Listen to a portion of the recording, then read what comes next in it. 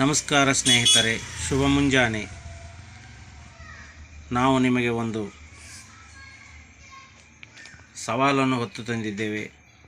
ಆ ಸವಾಲು ಯಾವುದು ಅಂತ ನಾವು ಹೇಳೋಕ್ಕಿಂತ ಮುಂಚೆ ಈ ವಚನದ ಮುಖಾಂತರ ನಿಮಗೆ ನಾವು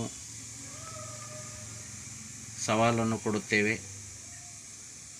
ಆ ವಚನವು ನಿಮಗೆ ಜೀವನದಲ್ಲಿ ತುಂಬ ಮುಖ್ಯವಾಗಿ ಇರಲಿ ಎಂದು ನಾವು ಹಾರೈಸುತ್ತೇವೆ. ಆ ವಚನವನ್ನು ಹೇಳುವ ಮುಖಾಂತರ ನಿಮಗೆ ಈ ಒಂದು ಸವಾಲನ್ನು ಕೊಡುತ್ತೇವೆ. ಕೈಲಾಸ ದೊಡ್ಡದಲ್ಲ, ಕಾಯಕ ದೊಡ್ಡದು. ಧರ್ಮ ದೊಡ್ಡದಲ್ಲ, ದಯೆ ದೊಡ್ಡದು. ಅರಿವು ದೊಡ್ಡದಲ್ಲ, ಆಚಾರ್ಯ ದೊಡ್ಡದು. ಅಧಿಕಾರ ದೊಡ್ಡದಲ್ಲ, ಅಭಿಮಾನ ದೊಡ್ಡದು. ಆಸ್ತಿ ದೊಡ್ಡದಲ್ಲ, ಆರೋಗ್ಯ ದೊಡ್ಡದು.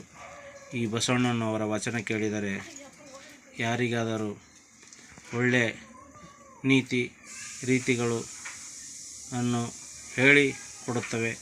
ಈ ವಚನದ ಮುಖಾಂತರ ನಾವು ನಿಮಗೆ ಒಂದು ಸವಾಲನ್ನು ಹಾಕುತ್ತೇವೆ.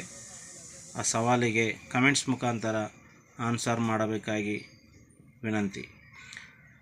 ಟೋಟಲ್ ನಿಮ್ಮ ಹತ್ತಿರ ಇರುವ ಹಣ 50 ರೂಪಾಯಿಗಳು. ಅದರಲ್ಲಿ 50 ರೂಪಾಯಿಯಲ್ಲಿ ಸ್ಪೆಂಡ್ ಮಾಡಿದ ಹಣ 20 ರೂಪಾಯಿಗಳು.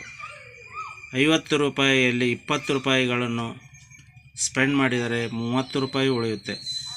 ಮತ್ತು ಅದೇ 30 ರೂಪಾಯಿ ಬ್ಯಾಲೆನ್ಸ್ನಲ್ಲಿ 15 ರೂಪಾಯಿಯನ್ನು ಸ್ಪೆಂಡ್ ಮಾಡಿದರೆ, ಅದೇ 30 ರೂಪಾಯಿಯಲ್ಲಿ 15 ರೂಪಾಯಿ ಸ್ಪೆಂಡ್ ಮಾಡಿದರೆ 15 ರೂಪಾಯಿಗಳು ಉಳಿಯುತ್ತವೆ.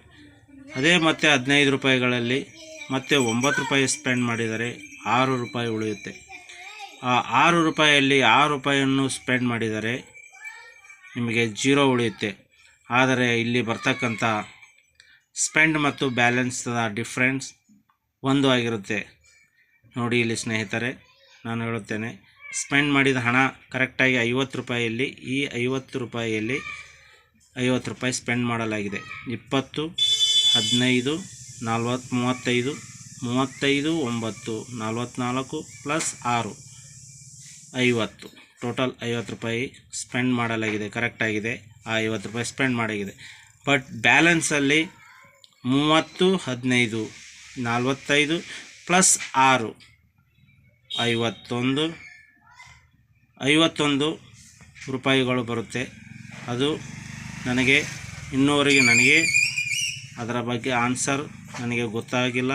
ಅದಕ್ಕೆ ನೀವು ಈ ನಿಮ್ಮ ಬುದ್ಧಿವಂತಿಕೆಯನ್ನು ಓಡಿಸಿ ಕಮೆಂಟ್ಸ್ ಮುಖಾಂತರ 51 ರೂಪಾಯಿ ಹೇಗೆ ಬಂತು ಅಂತ ತಿಳಿಸಿವ್ರಿ ಎಂದು ನಾನು